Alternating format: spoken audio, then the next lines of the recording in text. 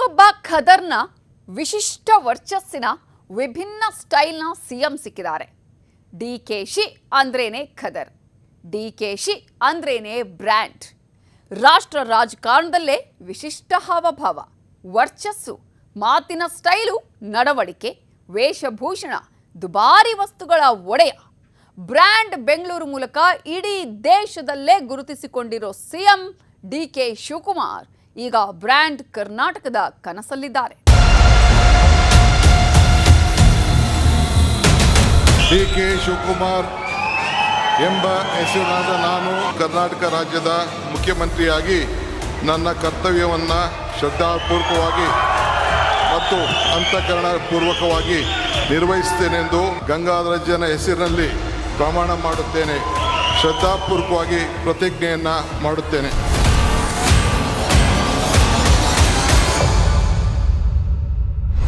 ಬುಧವಾರದ ಗೋಧೂಳಿ ಲಗ್ನದ ಸುಮುಹೂರ್ತ ಸಂಜೆ 4:15 ಲೋಕಭವನದ ಗಾಜಿನ ಮನೆಯ ವೇದಿಕೆಯ ಮೇಲೆ ರಾಜ್ಯಪಾಲರು ನಿಂತಿದ್ರು.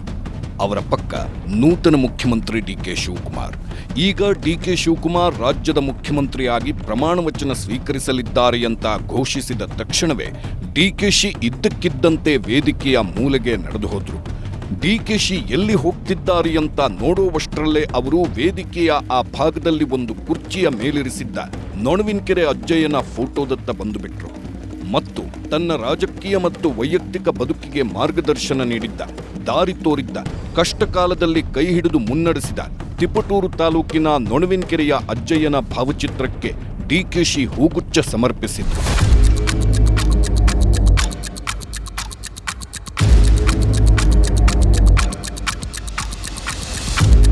ಆ ಬಳಿಕ ಡಿಕೆ ಶಿವಕುಮಾರ್ ಮತ್ತೆ ರಾಜ್ಯಪಾಲರ ಬಳಿ ಬಂದು ಪ್ರಮಾಣ ವಚನ ಸ್ವೀಕರಿಸಿದ್ರು.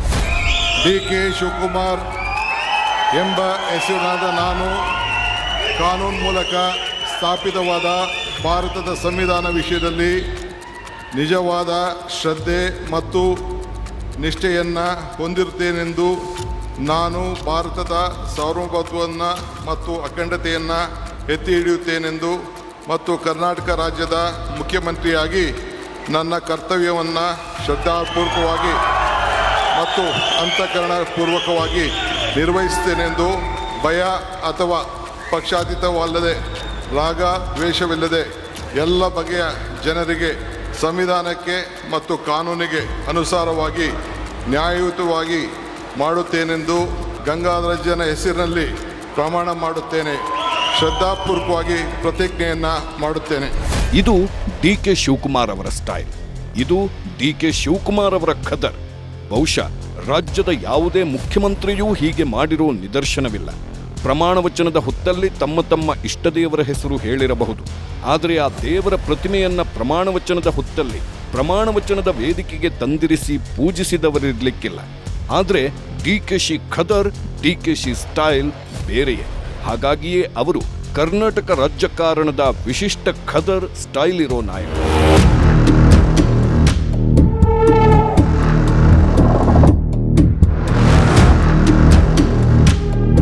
ಡಿಕೆ ಶಿವಕುಮಾರ್ ಬಳಿ ಯಾವುದೇ ಮುಚ್ಚುಮರೆ ಇರಲಿಲ್ಲ. ತನ್ನ ಬದುಕಿನ ದಾರಿದೀಪವಾದ ಅಜ್ಜಯ್ಯನನ್ನ ಸ್ಮರಿಸುವಲ್ಲಿ ಯಾವುದೇ ಬಿಗುಮಾನವಿರಲಿಲ್ಲ. ಪ್ರಮಾಣ ವಚನದ ಹೊತ್ತಲ್ಲೂ ಅದೇ ನೊಣವಿನಕೆರೆಯ ವೀರಗಂಗಾಧರ ಅಜ್ಜಯ್ಯನ ಹೆಸರು ಹೇಳಿಯೇ ಪ್ರತಿಜ್ಞಾವಿಧಿ ಸ್ವೀಕರಿಸಿದ್ರು. ಜೊತೆಗೆ ಸಂವಿಧಾನದ ಪ್ರತಿಯನ್ನೂ ಎಲ್ಲರಿಗೂ ಕಾಣುವಂತೆ ಹಿಡಿದುಕೊಂಡಿದ್ರು. ಡಿಕೆ ಶಿವಕುಮಾರ್ ಎಂಬ ಹೆಸರಿನಾದ ನಾನು ಕರ್ನಾಟಕ ರಾಜ್ಯದ ಮುಖ್ಯಮಂತ್ರಿಯಾಗಿ ನನ್ನ ಕರ್ತವ್ಯವನ್ನು ಶ್ರದ್ಧಾಪೂರ್ವಕವಾಗಿ ಮತ್ತು ಅಂತಃಕರಣಪೂರ್ವಕವಾಗಿ ನಿರ್ವಹಿಸುತ್ತೇನೆಂದು ಗಂಗಾಧರಜ್ಜನ ಹೆಸರಿನಲ್ಲಿ ಪ್ರಮಾಣ ಮಾಡುತ್ತೇನೆ. ಶ್ರದ್ಧಾಪೂರ್ವಕವಾಗಿ ಪ್ರತಿಜ್ಞೆಯನ್ನು ಮಾಡುತ್ತೇನೆ. ಹೌದು, ಡಿಕೆ ಶಿವಕುಮಾರ್ ಅವರ ಪ್ರಮಾಣ ವಚನ ಸಮಾರಂಭವೇ ವಿಶಿಷ್ಟವಾಗಿತ್ತು. ಅಲ್ಲೊಂದು ಧಾರ್ಮಿಕ ಪ್ರಭೆ ಇತ್ತು. ವಿವಿಧ ಧರ್ಮಗಳ ಸ್ವಾಮೀಜಿಗಳು, ಧರ್ಮಗುರುಗಳು ಡಿಕೆಶಿ ಸಿಎಂ ಆಗ್ತಿರೋ ಕ್ಷಣಗಳನ್ನು ಕಣ್ತುಂಬಿಕೊಳ್ಳಲು, ಆಶೀರ್ವದಿಸಲು ಆಗಮಿಸಿದ್ರು. ಡಿಕೆ ಶಿವಕುಮಾರ್ ಪ್ರಮಾಣ ವಚನ ಸಮಾರಂಭಕ್ಕೂ ಮೊದಲೇ ಆಗಮಿಸಿ ಅವರೆಲ್ಲರ ಬಳಿ ತೆರಳಿ ಆಶೀರ್ವಾದ ಪಡೆದರು. ವಿವಿಧ ಮಠಾಧೀಶರು, ಧರ್ಮಗುರುಗಳನ್ನ ವೈಯಕ್ತಿಕವಾಗಿ ಭೇಟಿ ಮಾಡಿದ್ರು. ಮಾತ್ರವಲ್ಲ, ಗಣ್ಯರನ್ನೆಲ್ಲ ಅವರವರ ಬಳಿ ಹೋಗಿಯೇ ವಿಚಾರಿಸಿ ಶುಭಾಶಯ ವಿನಿಮಯ ಮಾಡಿಕೊಂಡ್ರು. ಯಾಕಂದ್ರೆ ಇದು ಡಿಕೆ ಶಿವಕುಮಾರ್ ಖದರ್, ಡಿಕೆಶಿ ಸ್ಟೈಲ್.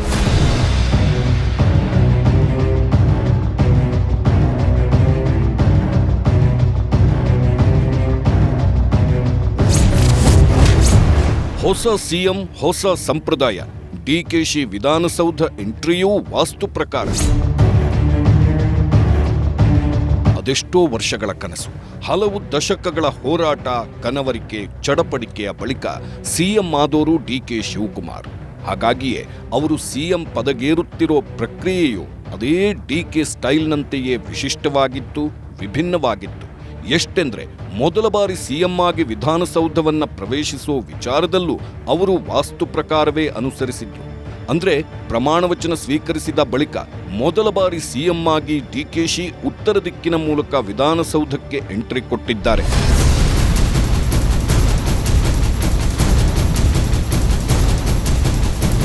ಬಿಳಿ ರೇಷ್ಮೆ ಜುಬ್ಬ, ಮೇಲೊಂದು ಅದೇ ರೇಷ್ಮೆ ಶಾಲು, ಪಂಚೆಯಲ್ಲಿದ್ದ ಡಿಕೆ ಶಿವಕುಮಾರ್ ಕ್ಷಣಕ್ಷಣವೂ ಅಜ್ಜಯ್ಯನನ್ನ ನೆನೆಯುತ್ತಲೇ ಇದ್ರು. ಮಾತ್ರವಲ್ಲ, ಪ್ರಮಾಣವಚನ ಸ್ವೀಕಾರದ ಬಳಿಕ ಜ್ಯೋತಿಷಿಗಳ ಸಲಹೆಯಂತೆ ಉತ್ತರ ದಿಕ್ಕಿನ ಮೂಲಕ ವಿಧಾನಸೌಧಕ್ಕೆ ಪ್ರವೇಶಿಸಿದ್ರು.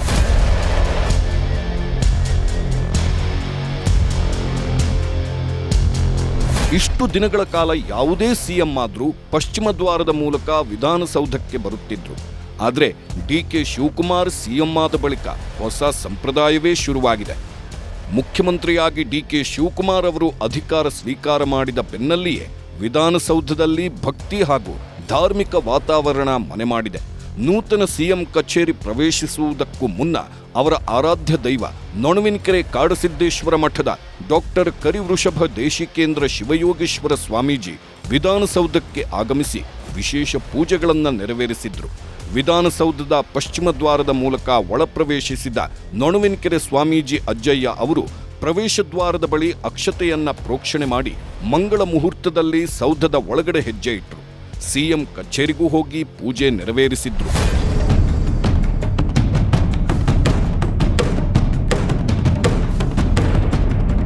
ನೂತನ ಮುಖ್ಯಮಂತ್ರಿ ಡಿಕೆ ಶಿವಕುಮಾರ್ ಅವರು ವಿಧಾನಸೌಧಕ್ಕೆ ಆಗಮಿಸುವ ಕೆಲವೇ ಕ್ಷಣಗಳ ಮುಂಚಿತವಾಗಿ ಅಜ್ಜಯ್ಯ ಅವರ ಆಗಮನವಾಗಿತ್ತು. ಕಚೇರಿಯ ಶುದ್ಧೀಕರಣ ಹಾಗೂ ಧಾರ್ಮಿಕ ಕಾರ್ಯಗಳು ನಡೆದವು. ಮುಖ್ಯಮಂತ್ರಿಗಳ ಅಧಿಕೃತ ಕಚೇರಿಯಲ್ಲಿ ನೂತನ ಸಿಎಂ ಕುಳಿತುಕೊಳ್ಳುವ ಕುರ್ಚಿಗೆ ಸ್ವಾಮೀಜಿ ಅವರು ವಿಶೇಷ ಪೂಜೆ ಹಾಗೂ ಪ್ರಾರ್ಥನೆಗಳನ್ನು ಸಲ್ಲಿಸುವ ಮೂಲಕ ಸಕಲ ವಿಧಿವಿಧಾನಗಳನ್ನು ಪೂರೈಸಿದ್ರು.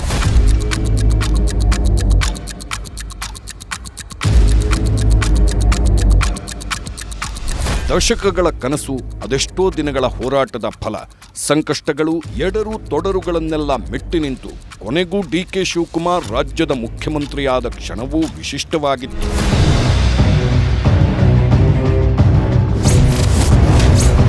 ವಿಶಿಷ್ಟ ಬ್ರ್ಯಾಂಡ್ನ ರಾಜಕಾರಣಿ, ರೇಷ್ಮೆ ಉಡುಪು, ಪಶ್ಮಿನಾ ಶಾಲು, ಗಡ್ಡದ ಲುಕ್.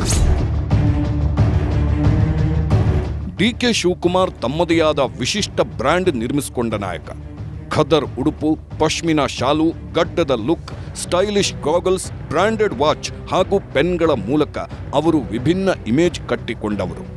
ಕಾಲೇಜು ದಿನಗಳಿಂದಲೂ ಇರುವ SD ಬೈಕ್ ಮೇಲಿನ ಪ್ರೀತಿ ಇಂದಿಗೂ ಅವರ ಗುರುತಾಗಿದೆ. ಅದೇ ರೀತಿ ಪ್ರಭಾವಿ ಭಾಷಣ ಶೈಲಿ, ಶ್ಲೋಕಗಳ ಬಳಕೆ ಹಾಗೂ ಆಧ್ಯಾತ್ಮಿಕ ಪ್ರೇರಣೆಗಳು ಡಿಕೆ ಅವರ ವ್ಯಕ್ತಿತ್ವಕ್ಕೆ ಮತ್ತಷ್ಟು ಮೆರುಗು ತಂದಿವೆ. ಹಳ್ಳಿ ಹಿನ್ನೆಲೆಯಿಂದ ಬೆಳೆದ ಅವರು ಇಂದು ತಮ್ಮದೇ ಆದ ಬ್ರ್ಯಾಂಡ್ ಬಂಡೆಯಾಗಿ ಹೊರಹೊಮ್ಮಿದ್ದಾರೆ.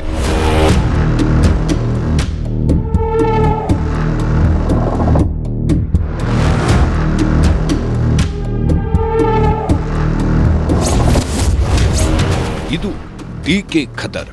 ಪ್ರಮಾಣ ವಚನಕ್ಕೂ ಮುನ್ನ ಹಿರಿಯರಿಗೆ ನಮನ. ಡಿಕೆ ಶಿವಕುಮಾರ್ ಪ್ರಮಾಣ ವಚನದ ದಿನ ನಡೆದುಕೊಂಡ ರೀತಿಯೇ ವಿಭಿನ್ನ. ಬುಧವಾರದ ದಿನ ನಡೆದ ಆ ಇಡೀ ಪ್ರಕ್ರಿಯೆಯೇ ವಿಶಿಷ್ಟ. ಪ್ರಮಾಣ ವಚನಕ್ಕೂ ಮುನ್ನ ಅವರು ತಮ್ಮ ಬದ್ಧ ವೈರಿ ಎಂದೇ ರಾಜಕೀಯ ವಲಯದಲ್ಲಿ ಗುರುತಿಸಿಕೊಂಡಿರೋ ರಾಜ್ಯದ ಇಬ್ಬರು ಮುಖ್ಯ ನಾಯಕರನ್ನ ಡಿಕೆಶಿ ಭೇಟಿ ಮಾಡಿ ಅವರ ಆಶೀರ್ವಾದ ಪಡೆದುಕೊಂಡರು.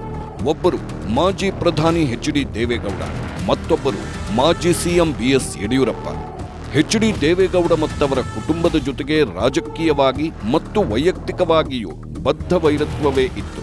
ಡಿಕೆಶಿ ಅವರ ರಾಜಕೀಯ ಪಯಣವೇ ಆರಂಭವಾಗಿದ್ದು ಇದೇ HD ದೇವೇಗೌಡರ ವಿರುದ್ಧ ಚುನಾವಣೆಗೆ ಸ್ಪರ್ಧಿಸುವಲ್ಲಿಂದ. ಡಿಕೆ ಶಿವಕುಮಾರ್ ಅವರು ರಾಜಕಾರಣವನ್ನ ಪ್ರವೇಶಿಸಿದ ದಿನಗಳಿಂದಲೂ ದೇವೇಗೌಡರ ಫ್ಯಾಮಿಲಿಗೆ ಮಗ್ಗಲ ಮುಳ್ಳಾಗಿಯೇ ಬೆಳೆದು ಬಂದವರು. 3 ದಶಕಗಳ ಕಾಲ ದೇವೇಗೌಡ ಅವರನ್ನ ರಾಜಕೀಯವಾಗಿ ಪ್ರತಿ ಹಂತದಲ್ಲಿಯೂ ವಿರೋಧಿಸಿಕೊಂಡು ಬಂದರು. ಇಬ್ಬರೂ ರಾಜಕೀಯವಾಗಿ ಒಬ್ಬರನ್ನೊಬ್ಬರು ಮಣಿಸಲು ಹೋರಾಟ ನಡೆಸಿದವರು. ಆದರೆ ಸಿಎಂ ಆಗಿ ಪ್ರಮಾಣ ವಚನಕ್ಕೂ ಮುನ್ನ ಡಿಕೆಶಿ ದೇವೇಗೌಡರ ಮನೆಗೆ ಭೇಟಿ ನೀಡಿ ಅವರ ಆಶೀರ್ವಾದ ಪಡೆದರು.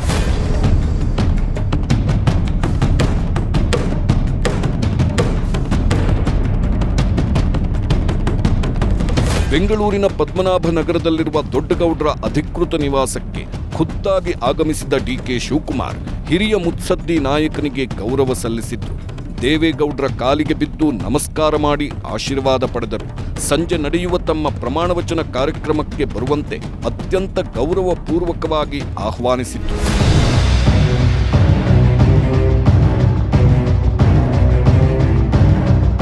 ಅದಕ್ಕೂ ಮೊದಲು ಮಾಜಿ ಮುಖ್ಯಮಂತ್ರಿ ಹಾಗೂ ಬಿಜೆಪಿಯ ಹಿರಿಯ ನಾಯಕ ಬಿಎಸ್ ಯಡಿಯೂರಪ್ಪ ಅವರನ್ನೂ ಸಹ ಡಿಕೆ ಶಿವಕುಮಾರ್ ಭೇಟಿಯಾಗಿದ್ರು. ಬೆಂಗಳೂರಿನ ಡಾಲರ್ಸ್ ಕಾಲೋನಿಯಲ್ಲಿರುವ ಬಿಎಸ್ವೈ ನಿವಾಸಕ್ಕೆ ತೆರಳಿದ ಡಿಕೆಶಿ ಅಲ್ಲಿ ಯಡಿಯೂರಪ್ಪರಿಂದ ಆಶೀರ್ವಾದ ಪಡೆದು ಅವರನ್ನೂ ಕೂಡ ಪ್ರಮಾಣವಚನ ಕಾರ್ಯಕ್ರಮಕ್ಕೆ ಆಹ್ವಾನಿಸಿದ್ರು. ಪಕ್ಷ ಚುನಾವಣೆ ಅಂತ ಬಂದಾಗ ಬದ್ಧವೈರಿಯಂತೆ ಎದುರಾಳಿಗಳ ಜೊತೆ ಕಾದಾಟಕ್ಕೆ ಇಳಿಯೋ ಡಿಕೆ ಶಿವಕುಮಾರ್ ರಾಜಕೀಯದ ಹೊರತಾಗಿ ತಾನು ಎಲ್ಲರನ್ನ ಅಭಿಮಾನದಿಂದ ಕಾಣೋ ನಾಯಕ ಅನ್ನೋದನ್ನು ಕೂಡ ಸಾಬೀತು ಮಾಡಿದ್ರು. ಪಟ್ಟ ತ್ಯಾಗ ಮಾಡಿದ ಸಿದ್ದುಗೆ ಧನ್ಯವಾದ. ರಾಜ್ಯ ಕಾಂಗ್ರೆಸ್ನಲ್ಲಿ ನಾಯಕತ್ವ ಬದಲಾವಣೆಯೇ ದೊಡ್ಡ ಕಗ್ಗಂಟಾದ ವೇಳೆ ಹೈಕಮಾಂಡ್ನ ಒಂದೇ ಒಂದು ಮಾತಿಗೆ ಸಿದ್ದರಾಮಯ್ಯ ರಾಜೀನಾಮೆ ಕೊಟ್ಟು ಡಿಕೆಶಿ ಹಾದಿಯನ್ನ ಸುಲಭ ಮಾಡಿದ್ರು. ಸಿದ್ದರಾಮಯ್ಯ ನಡೆ ನಿಜಕ್ಕೂ ಮಾದರಿಯೇ ಆಗಿತ್ತು. ತನ್ನ ಸ್ಥಾನವನ್ನ ಬಿಟ್ಟುಕೊಟ್ಟ ಸಿದ್ದರಾಮಯ್ಯ ಮನೆಗೆ ಮೊದಲು ಡಿಕೆಶಿ ಭೇಟಿ ನೀಡಿ ಆಶೀರ್ವಾದ ಪಡೆದರು ಮತ್ತು ಪ್ರಮಾಣವಚನ ಸಮಾರಂಭದಲ್ಲಿ ಮೊತ್ತ ಮೊದಲು ಸಿದ್ದರಾಮಯ್ಯರನ್ನ ಶಾಲು ಹೊದಿಸಿ ಸನ್ಮಾನಿಸಿದ್ರು. ಡಿಕೆ ಶಿವಕುಮಾರ್ ಇಡೀ ದಿನ ಎಲ್ಲೂ ಮಾತನಾಡಲೇ ಇಲ್ಲ. ಆದರೂ ತಮ್ಮ ನಡೆ, ವರ್ತನೆ, ಸ್ಟೈಲ್, ಖದರ್ನಿಂದಲೇ ಎಲ್ಲರ ಗಮನ ಸೆಳೆದ್ರು. ವಿಧಾನಸೌಧಕ್ಕೆ ಎಂಟ್ರಿಯ ವಿಚಾರದಲ್ಲೂ ಡಿಕೆ ಖದರ್ ಏನು ಅನ್ನೋದನ್ನ ತೋರಿಸಿದ್ರು. ಇಲ್ಲಿವರೆಗೆ ಡಿಕೆಶಿ ಅದೆಷ್ಟೋ ಬಾರಿ ಅದೆಷ್ಟೋ ಸಲ ಈ ವಿಧಾನಸೌಧವನ್ನ ಪ್ರವೇಶಿಸಿದವರು. ಮುಂದಿನ ಡಿಕೆ ಬ್ರ್ಯಾಂಡ್ ಕರ್ನಾಟಕದ ಆಡಳಿತ ಹೇಗಿರುತ್ತೆ ಅನ್ನೋದರ ಸುಳಿವು ನೀಡಿದ್ರು. ತಮ್ಮ 26ನೇ ವಯಸ್ಸಿಗೆ ಯುವಕನಾಗಿ ಅಂಥ ದೇವೇಗೌಡರ ಕುಟುಂಬದೆದುರು ಸ್ಪರ್ಧಿಸಿ ಗೆದ್ದು ಬಂದವರು. ಆ ಬಳಿಕ ಬಂಗಾರಪ್ಪ ಸಂಪುಟದಲ್ಲಿ ಬಂದೀಖಾನೆ ಸಚಿವರಾಗಿ ವಿಧಾನಸೌಧ ಪ್ರವೇಶಿಸಿದವರು. ಮುಂದೆ ವಿಪಕ್ಷ ನಾಯಕನಾಗಿ ವಿಧಾನಸೌಧದಲ್ಲಿ ಗುಡುಗಿದವರು. ನಂತರ ಪವರ್ ಮಿನಿಸ್ಟರ್ ಆಗಿ, ಡಿಸಿಎಂ ಆಗಿ, ಕೆಪಿಸಿಸಿ ಅಧ್ಯಕ್ಷರಾಗಿ ಅದೆಷ್ಟೋ ಬಾರಿ ವಿಧಾನಸೌಧದ ಈ ಬಾಗಿಲು ಪ್ರವೇಶಿಸಿದ್ದಾರೆ. ಆದರೆ ಬುಧವಾರದಂದು ವಿಧಾನಸೌಧವನ್ನ ಪ್ರವೇಶಿಸಿದ ಈ ಖದರ್ ಬೇರೆಯೇ. ಅದಕ್ಕೊಂದು ವಿಶಿಷ್ಟ ಸ್ಥಾನವಿದೆ.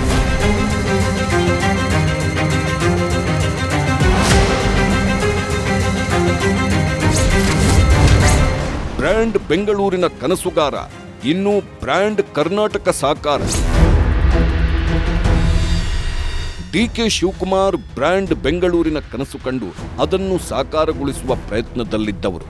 ಬೆಂಗಳೂರು ನಗರಾಭಿವೃದ್ಧಿ ಸಚಿವರಾಗಿದ್ದ ಡಿಕೆ ಶಿವಕುಮಾರ್ ಅವರು ಸಿಎಂ ಆಗಿರೋ ಬೆನ್ನಲ್ಲೇ ಇದೀಗ ಮತ್ತೆ ಬ್ರ್ಯಾಂಡ್ ಬೆಂಗಳೂರು ಅಭಿವೃದ್ಧಿಗಳಿಗೆ ಮತ್ತಷ್ಟು ವೇಗ ಸಿಗುವ ನಿರೀಕ್ಷೆ ಹೆಚ್ಚಾಗಿದೆ. ಈ ಕುರಿತಂತೆ ಈಗಾಗಲೇ 70,000 ಸಲಹೆಗಳು ಬಂದಿವೆಯಂತೆ. ಡಿಕೆಶಿ ಸಿಎಂ ಆಗಿ ಅಧಿಕಾರಕ್ಕೆ ಬಂದ ಬಳಿಕ ಬೆಂಗಳೂರಿನ ರಸ್ತೆ, ಮೂಲಸೌಕರ್ಯ, ಸಬರ್ಬನ್ ರೈಲು ಸೇರಿ ಹಲವು ಯೋಜನೆಗಳು ಮತ್ತಷ್ಟು ವೇಗವಾಗಿ ಕಾರ್ಯರೂಪಕ್ಕೆ ಬರುವ ಸಾಧ್ಯತೆ ಇದೆ. ಜೊತೆಗೆ ಬ್ರ್ಯಾಂಡ್ ಬೆಂಗಳೂರಿನ ಕನಸು ಬ್ರ್ಯಾಂಡ್ ಕರ್ನಾಟಕವಾಗಿ ವಿಸ್ತರಿಸುವ ಸೂಚನೆಯೂ ಸಿಗುತ್ತಿದೆ. ಬ್ರ್ಯಾಂಡ್ ಬೆಂಗಳೂರಿಗೆ ಇನ್ನಷ್ಟು ವೇಗ, ಡಿಕೆಶಿಗೆ ಬಂದಿವೆಯಂತೆ 70,000 ಸಲಹೆ. ಬೆಂಗಳೂರು ನಗರವನ್ನ ಜಾಗತಿಕ ಮಟ್ಟದ ನಗರವನ್ನಾಗಿ ರೂಪಿಸಲು ಬ್ರ್ಯಾಂಡ್ ಬೆಂಗಳೂರು ಯೋಜನೆಯನ್ನ 2024ರಲ್ಲಿ ಕಾಂಗ್ರೆಸ್ ಸರ್ಕಾರ ಘೋಷಿಸಿತ್ತು. ಬೆಂಗಳೂರು ನಗರದ ಮೂಲಸೌಕರ್ಯಗಳ ಅಭಿವೃದ್ಧಿಯ ಬಗ್ಗೆ ಗಮನಹರಿಸಲು ಡಿಕೆಶಿ ಆಗ ಮುಂದಾಗಿದ್ರು. ಬೆಂಗಳೂರು ನಗರಾಭಿವೃದ್ಧಿ ಸಚಿವರಾಗಿದ್ದ ಡಿಕೆ ಶಿವಕುಮಾರ್ 7 ಪ್ರಮುಖ ಕಲ್ಪನೆಗಳನ್ನು ಘೋಷಿಸಿ ಈ ಬಗ್ಗೆ ನಾಗರಿಕರು ಸಲಹೆಗಳನ್ನು ನೀಡುವಂತೆ ಆಹ್ವಾನ ನೀಡಿದ್ರು. ವಿವಿಧ ಶಾಲಾ ಕಾಲೇಜುಗಳು, ಸಂಘ ಸಂಸ್ಥೆಗಳ ಜೊತೆಗೆ ಬೆಂಗಳೂರು ನಗರ ನಿವಾಸಿಗಳಿಂದ ಅಭಿಪ್ರಾಯ ಸಂಗ್ರಹಿಸಿದ್ದ ಸರ್ಕಾರ ಬ್ರ್ಯಾಂಡ್ ಬೆಂಗಳೂರಿನ ಪರಿಕಲ್ಪನೆಯಲ್ಲಿ ಒಂದಷ್ಟು ಯೋಜನೆಗಳನ್ನು ಜಾರಿ ಮಾಡಿತ್ತು. ಈಗ ಬ್ರ್ಯಾಂಡ್ ಪರಿಕಲ್ಪನೆಗೆ ಹರಿದು ಬಂದಿದ್ದ 70,000 ಸಲಹೆಗಳ ಆಳ ಅಗಲದ ಅರಿವಿರುವ ಡಿಕೆ ಶಿವಕುಮಾರ್ ಮುಖ್ಯಮಂತ್ರಿ ಸ್ಥಾನ ಅಲಂಕರಿಸುತ್ತಿರುವುದು ನಗರದ ಅಭಿವೃದ್ಧಿಗೆ ವೇಗ ಸಿಗುವ ಭರವಸೆ ಸಿಕ್ಕಂತಾಗಿದೆ.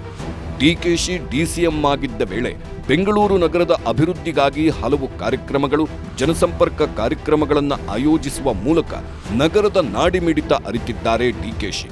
ಈಗ ಸಿಎಂ ಪದವಿ ಪಡೆದ ಬಳಿಕ ಆ ಯೋಜನೆಗಳಿಗೆ ಮತ್ತಷ್ಟು ಬಲ ತುಂಬುವ ಸಾಧ್ಯತೆ ಹೆಚ್ಚಾಗಿದೆ ಎಂಬ ಚರ್ಚೆ ಸಾರ್ವಜನಿಕ ವಲಯದಲ್ಲಿ ಕೇಳಿಬರುತ್ತಿದೆ. ಶಿವಕುಮಾರ ಪರ್ವ ಆರಂಭ, ಇನ್ಮುಂದೆ ಬ್ರ್ಯಾಂಡ್ ಕರ್ನಾಟಕವೇ ಗುರಿ. ಬ್ರ್ಯಾಂಡ್ ಬೆಂಗಳೂರು ಯೋಜನೆಯ ಮೂಲಕ ಪ್ರಸಿದ್ಧಿಗೆ ಬಂದ ಡಿಕೆ ಶಿವಕುಮಾರ್ ಈಗ ಸಿಎಂ ಆಗಿ ಬ್ರ್ಯಾಂಡ್ ಕರ್ನಾಟಕದ ಮೂಲಕ ಇಡೀ ರಾಜ್ಯದ ಪ್ರೀತಿಗೆ ಪಾತ್ರರಾಗಲು ಹೊರಟಿದ್ದಾರೆ. ಡಿಕೆಶಿಗೆ ಭಾರೀ ಹುಮ್ಮಸ್ಸಿದೆ. ಅದು ಮೊದಲ ದಿನವೇ ಇಡೀ ರಾಜ್ಯದ ಜನ ಕಂಡಿದ್ದಾರೆ. ಎಲ್ಲರನ್ನೂ ಸಮಭಾವದಿಂದ ಕಾಣುವ ಸಂಕೇತವನ್ನ ನೀಡಿದ್ದಾರೆ. ಧಾರ್ಮಿಕ ವ್ಯಕ್ತಿಯಾಗಿಯೂ ಜಾತ್ಯತೀತತೆಯನ್ನು ಮೆರೆದಿದ್ದಾರೆ. ವಿಪಕ್ಷಗಳ ನಾಯಕರನ್ನೂ ಗೌರವಿಸಿದ್ದಾರೆ. ತನ್ನ ಊರಿನ ಶಾಲಾ ಮಕ್ಕಳನ್ನು ಪ್ರಮಾಣ ವಚನಕ್ಕೆ ಕರೆದು ಪ್ರೀತಿ ತೋರಿದ್ದಾರೆ. ಈಗ ಅವರ ದೃಷ್ಟಿ ಬ್ರ್ಯಾಂಡ್ ಕರ್ನಾಟಕದತ್ತ ನೆಟ್ಟಿದೆ.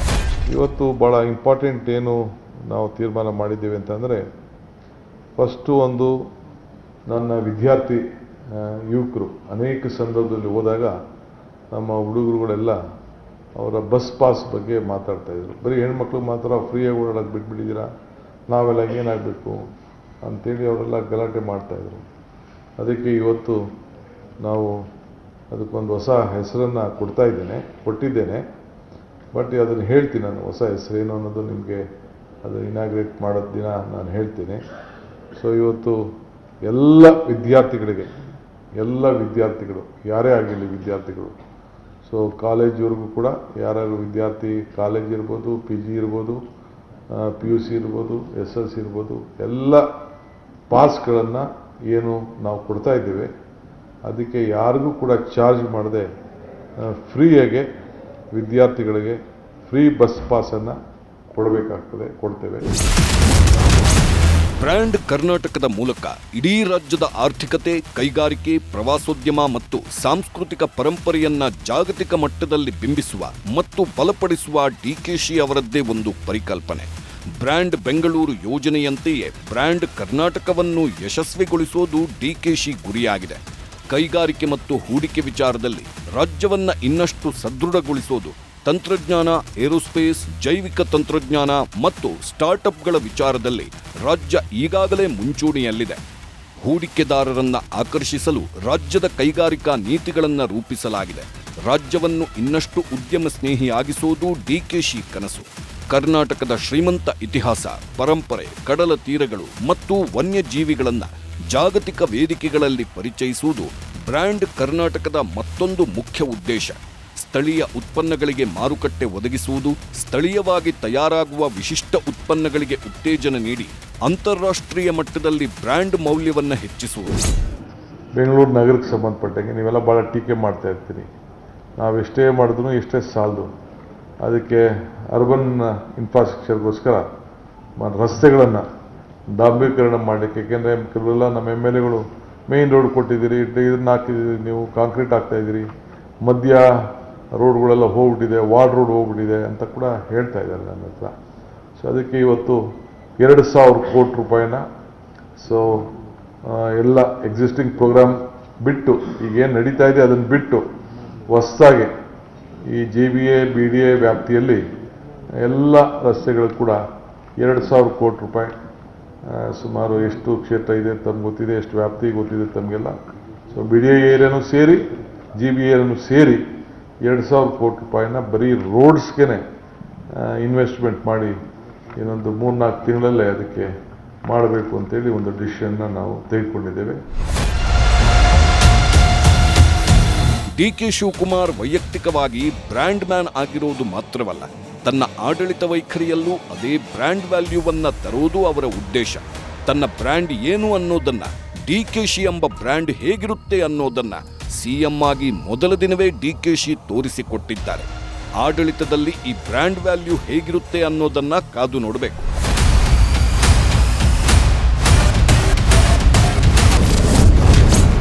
ಲಕ್ಸುರಿ ಬ್ರ್ಯಾಂಡ್ಗಳ ಒಡೆಯ ಡಿಕೆ ಶಿವಕುಮಾರ್. ಹೇಗಿದೆ ನೂತನ ಸಿಎಂ ಲೈಫ್ ಸ್ಟೈಲ್? ಒಂದು ಕಾಲದಲ್ಲಿ 1989ರಲ್ಲಿ ಡಿಕೆ ಮೊದಲ ಬಾರಿಗೆ MLA ಚುನಾವಣೆಗೆ ನಿಂತಾಗ ಡಿಕೆ ಶಿವಕುಮಾರ್ ಅವರ ಬಳಿ ಚುನಾವಣೆ ಮಾಡುವುದಕ್ಕೂ ದುಡ್ಡು ಇರಲಿಲ್ವಂತೆ. ಮನೆಯವರ ಒಡವೆಗಳನ್ನ ಅಡೆಯಿಟ್ಟು ಎಚ್.ಡಿ. ದೇವೇಗೌಡ ವಿರುದ್ಧ ಸ್ಪರ್ಧೆ ಮಾಡಿ ಸೋತಿದ್ರು.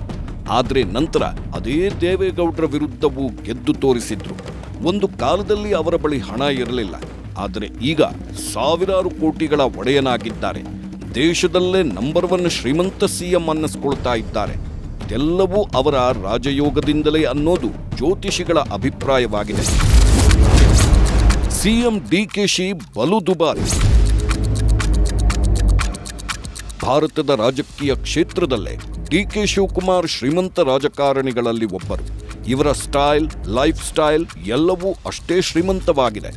ಐಷಾರಾಮಿ ಜೀವನ ನಡೆಸುವ ಡಿಕೆ ಶಿವಕುಮಾರ್ಗೆ ಲಕ್ಸುರಿ ಬ್ರ್ಯಾಂಡ್ಗಳ ಕ್ರೇಜ್ ಇದೆ. ಅವರ ದೈನಂದಿನ ಜೀವನ ಶೈಲಿಯಲ್ಲಿ ಅದು ಎದ್ದು ಕಾಣುತ್ತೆ. ಹಾಗಿದ್ದರೆ ಡಿಕೆಶಿಯ ಐಷಾರಾಮಿ ಬ್ರ್ಯಾಂಡ್ಗಳು ಆಸ್ತಿಯ ಮೌಲ್ಯ ಎಷ್ಟು?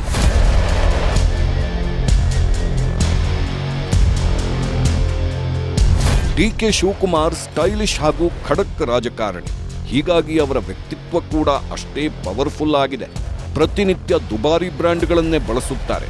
ಡಿಕೆಶಿ ಜಗತ್ತಿನ ಪ್ರತಿಷ್ಠಿತ ಬ್ರ್ಯಾಂಡೆಡ್ ವಸ್ತುಗಳನ್ನು ಬಳಸುತ್ತಾರೆ. ಗುಚ್ಚಿ, ಫೆರ್ಗಾಮೋ ಮತ್ತು ಲೂಯಿ ವಿಟಾನ್ನಂತಹ ವಿಶ್ವದ ಅತ್ಯಂತ ದುಬಾರಿ ಮತ್ತು ಪ್ರತಿಷ್ಠಿತ ಬ್ರ್ಯಾಂಡ್ಗಳನ್ನು ಧರಿಸುತ್ತಾರೆ.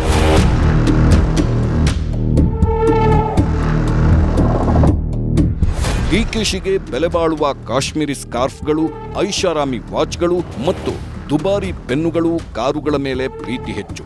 ವಿಶೇಷವೆಂದರೆ ರಾಜಕಾರಣಿಗಳು ತಮ್ಮ ಶ್ರೀಮಂತಿಕೆಯನ್ನ ಬಚ್ಚಿಡುವ ಪ್ರಯತ್ನ ಮಾಡಿದ್ರೆ ಡಿಕೆ ಶಿವಕುಮಾರ್ ಮಾತ್ರ ಸಾಮಾನ್ಯ ನಾಯಕನಂತೆ ಬಿಂಬಿಸಿಕೊಳ್ಳಲಿಲ್ಲ.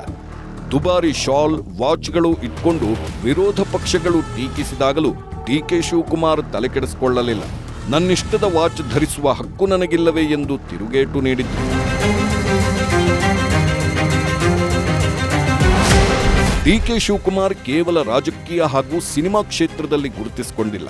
ಬದಲಾಗಿ ಶಿಕ್ಷಣ, ರಿಯಲ್ ಎಸ್ಟೇಟ್ ಸೇರಿದಂತೆ ಹಲವು ಕ್ಷೇತ್ರಗಳಲ್ಲಿ ತೊಡಗಿಸಿಕೊಂಡಿದ್ದಾರೆ. ಇವರ ಒಡೆತನದಲ್ಲಿ ಶಿಕ್ಷಣ ಸಂಸ್ಥೆ, ಮಾಲ್ಗಳು, ಹಲವು ಉದ್ಯಮಗಳು ಸೇರ್ಕೊಂಡಿವೆ. ಚುನಾವಣೆ ವೇಳೆ ಸಲ್ಲಿಸಿದ ಅಫಿಡವಿಟ್ನಲ್ಲಿ ಡಿಕೆಶಿ ಒಟ್ಟು ಆಸ್ತಿ ಮೌಲ್ಯ 1400 ಕೋಟಿ ರೂಪಾಯಿ ಎಂದು ವರದಿಯಾಗಿದೆ. ಡಿಕೆ ಶಿವಕುಮಾರ್ ಕೇವಲ ಐಷಾರಾಮಿ ಜೀವನ ಶೈಲಿಯಿಂದ ಅಷ್ಟೇ ಜನಪ್ರಿಯರಲ್ಲ, ಅವರು ಕಾಂಗ್ರೆಸ್ನ ಟ್ರಬಲ್ ಶೂಟರ್ ಕೂಡ ಹೌದು. ಇಷ್ಟೇ ಅಲ್ಲದೆ ವಿವಾದಗಳಲ್ಲಿಯೂ ಡಿಕೆಶಿ ಸಿಲುಕೊಂಡಿದ್ದಾರೆ. ತೆರಿಗೆ ವಂಚನೆ, ಅಕ್ರಮ ಹಣ ವರ್ಗಾವಣೆ ಆರೋಪಗಳೂ ಇವರ ಮೇಲಿದೆ. ಈ ಆರೋಪಗಳ ಮೇಲೆ ಡಿಕೆ ಶಿವಕುಮಾರ್ 2 ತಿಂಗಳು ಜೈಲು ಸೇರಿದ್ದರು. ಅಲ್ಲಿಂದ ಬಿಡುಗಡೆಗೊಂಡ ಬಳಿಕ ಡಿಕೆ ಶಿವಕುಮಾರ್ ಅವರ ರಾಜಕೀಯ ಬದುಕು ಉನ್ನತ ಹಂತಕ್ಕೆ ಹೋಯಿತು.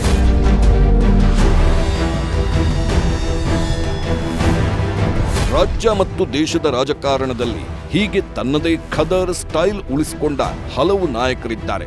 ರಾಜ್ಯದಲ್ಲಿ ಈ ಹಿಂದೆ ಸಿಎಂ ಆಗಿದ್ದ ಡಿಕೆಶಿ ಪಾಲಿಗೆ ರಾಜಕೀಯ ಗುರು ಅಂತಲೂ ಕರೆಸಿಕೊಳ್ಳುವ ಎಸ್.ಎಂ. ಕೃಷ್ಣ ಇದ್ದಾರೆ.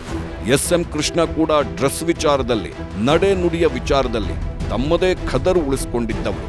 ಅದೇ ರೀತಿ ಮಾಜಿ ಕೇಂದ್ರ ಸಚಿವ ಪಿ. ಚಿದಂಬರಂ, ಹಾಲಿ ಕೇಂದ್ರ ಸಚಿವ ರಾಮದಾಸ್ ಅಠಾವಳೆ ಮೊದಲಾದವರು ಕೂಡ ತಮ್ಮದೇ ಖದರ್ ತೋರಿಸಿದ್ದಾರೆ.